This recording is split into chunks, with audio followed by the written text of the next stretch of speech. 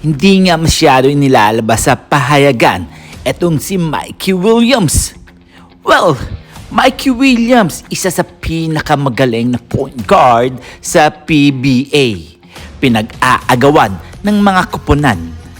Pero ayon nga sa mga news update na si Williams nga daw ay mapupunta sa Barangay Ginebra. Barangay Ginebra, isa sa pinakamagandang team sa PBA. Kursunada nga itong kunin ng Gene King sa TNT Katropa. Posible kaya makapunta ito sa ating favorite team. Maghintay-hintay lang tayo dahil alam naman natin na ang Gene Kings ay gagawa ng paraan para makuha ang player na ito. Dumako tayo dito kay Kevin Kiambao. Si Kevin Kiambao nga posible rin kayang makuha ng Barangay Ginebra. Well, marami ngang nagsasabi na isa ito sa mga shooter ng strong group athletes sa loob ng bansa. Well, marami ngang nagkakagulo dito dahil nga isa sa pinakamagaling na player to sa LaSalle Green Archers.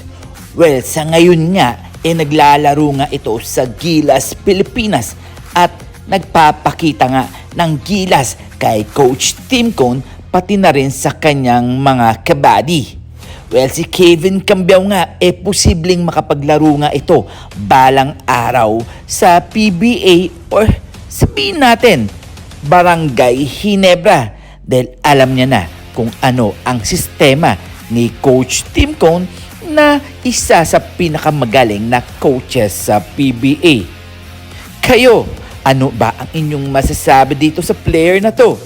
Posible naman kaya na makuha ng Barangay Ginebra ang serbisyo ni Kevin Kiambao.